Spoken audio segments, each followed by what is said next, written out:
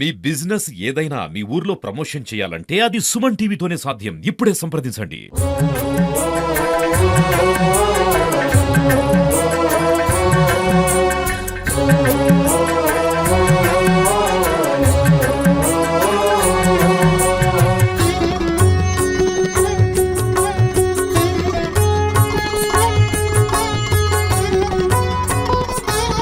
శ్రీరామాయ నమః. శ్రీమతే రామానుజాయ నమః. భద్రాచల దివ్యక్షేత్రం దక్షిణ అయోధ్యగా భాషిల్లేటువంటి గొప్ప క్షేత్రం మన భద్రాచల రామక్షేత్రం. అలాంటి భద్రాచల రామక్షేత్రంలో రెండు ఉత్సవాలు చాలా అత్యంత వైభవంగా జరుగుతాయి.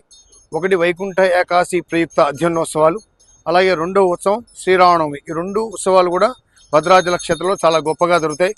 అలాంటి ఉత్సవాల్లో వైకుంఠ ఏకాశి అధ్యయనోత్సవాలు ఇప్పుడు ప్రారంభమయ్యి వాటికి 7వ రోజు కూడా ప్రతినిత్యం కూడా స్వామివారు మత్స్య కూర్మ వరాహ నరసింహ వామన పరశురామ అవతారాలు పూర్తి చేసుకొని ఈరోజు 7వ రోజు రామావతారంలో భద్రాచల రామచంద్రమూర్తి దర్శనమిస్తున్నారు. రామావతారంలో కూడా చాలా విశిష్టత భద్రాచల క్షేత్రానికి. ఆనాడు అయోధ్యలో జన్మించిన రామచంద్ర ప్రభు ద్విభుజం రఘునందనం ధనస్సు బాణాలతోనే ఆనాడు రాముడు ఉండేవాడు. కానీ ఆ తర్వాత రామావతారం అంతా అయిపోయి అవతారం చాలించి వైకుంఠానికి వెళ్ళిపోయిన మరల శ్రీమన్నారాయణుడు భద్రుడికి దర్శనమివ్వడం కోసం మరల ఈ యొక్క క్షేత్రానికి వచ్చి ఈ యొక్క భద్రుడికి దర్శనమిచ్చారు. అందుకని ఇక్కడ ఉండే రామచంద్రమూర్తి చతుర్భుజ రాముడిగా ఉంటారు. శంఖ చక్ర ధనుర్బాణాలు కలిగి చతుర్భుజ రాముడిగా, వైకుంఠ రాముడిగా, రామనారాయణుడిగా ఇక్కడ స్వామి వెలిచి ఉన్నారు.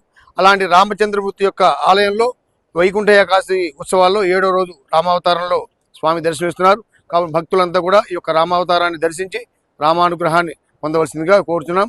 అలాగే రేపటి రోజున బలరామ అవతారం, ఎల్లుండి కృష్ణావతారం, తర్వాత మనకు 9వ తారీఖు నాడు సాయంకాలం 6 గంటల సమయంలో అంగరంగ వైభవంగా తెప్పోత్సవ కార్యక్రమం జరుగుతుంది. ఆ మరునాడు మనకు వైకుంఠ ఏకాదశి 10వ తారీఖు నాడు తెల్లవారుజామున 5 గంటలకు మనకు ద్వార దర్శనం జరుగుతుంది.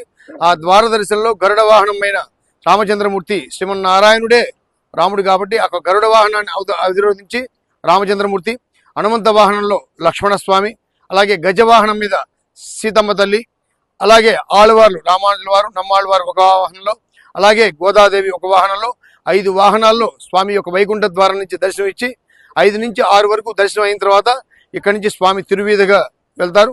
కాబట్టి భక్తులంతా కూడా ఈ యొక్క వైకుంఠ ఏకాదశి నాడు ఉదయాన్నే ప్రాతకాలాన్ని లేచి, అంటే అందరం కూడా భద్రాచలం వచ్చి చూడలేం కాబట్టి అందరూ కూడా ప్రచార మాధ్యమాల్లో కూడా వస్తాయి కాబట్టి రాలేని వారంతా కూడా రాలేదని బాధపడాల్సిన అవసరం లేదు.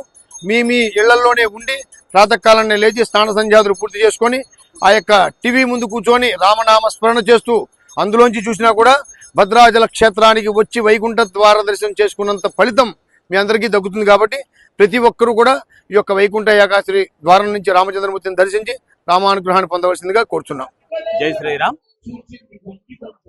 భద్రాచల శ్రీ సీతారామచంద్ర స్వామి వారి దేవస్థానంలో ఈరోజు దశావతారాల్లో భాగంగా శ్రీరామావతారం అలంకరించబడింది. భద్రాచల క్షేత్రంలో మూలవర్లు స్వామివారు అవడం, ఈ రోజు రామావతారం అవడంలో అశేషంగా భక్త జనాలు హాజరవడంతో పాటు దేవస్థానం నుండి కూడా ప్రత్యేక కేరళ వాయిద్య బృందం, అలాగే బుట్టబొమ్మలు మొదలగు ప్రజలందరికీ భక్తులకి వినోదం కలిగించే విధంగా ఏర్పాట్లు చేయడం జరిగింది. అలాగే రాబోయే వైకుంఠ ఏకాదశి ఉత్సవాలకు కూడా విశేషంగా ప్రజలకు ఏ విధమైన ఇబ్బందులు కలగకుండా జిల్లా యంత్రాంగము మరియు భద్రాచల దేవస్థానం కలిసి ఏ విధమైన అసౌకర్యాలు కలగకుండా ఏర్పాట్లు చేయడం జరిగింది. జై శ్రీరామ్, జై శ్రీరామ్, జై శ్రీరామ్. ఈరోజు భద్రాచలం రాముడు నడయాడిన భద్రాచలంలోని రామావతారం దాల్చినటువంటి రామచంద్ర ప్రభువులు సీతమ్మ తల్లి లక్ష్మణస్వామి వారికి ఈరోజు అత్యంత వైభవపీఠంగా దేవస్థానం వారు మరి ఈ కార్యక్రమాన్ని దిగ్విజయంగా అందరూ కూడా భక్తులందరూ కూడా తిలకించే విధంగా చక్కటి అవతారంతో స్వామివారు పురవీధుల్లో తిరుగుతూ మరి వారికి ఎవరైతే ఈ సంవత్సరం అందరూ కూడా ఎవరెవరైతే పార్టిసిపేట్ చేస్తున్నారో దాతలు కానీ, భక్తులు కానీ, దేవస్థానం సిబ్బంది కానీ, అలాగే ఈవో రమాదేవి మేడం గారు కానీ వారందరూ కూడా సుఖశాంతులతోటి అష్టైశ్వర్యాల ఆయుధారోగ్యాలు భోగభాగ్యాలు సిరి సంపదలు కలగజేయాలని రామచంద్రుడు నడయాడిన భద్రాచలంలో మనం పుట్టడం ఒక పెద్ద భాగ్యంగా భావిస్తూ ఈ కార్యక్రమాన్ని కంటి నిండా మనం చూడగలిగే భాగ్యాన్ని మనకు ఆ స్వామి కలగజేసినందుకు ఎన్ని జన్మలెత్తినా ఈ యొక్క భద్రాచలంలో పుట్టడం అనేది ఒక పెద్ద భాగ్యం కింద భావిస్తూ నేను భద్రాచలంలో పుట్టినందుకు స్వతహాగా నేను కూడా చాలా గర్విస్తున్నాను.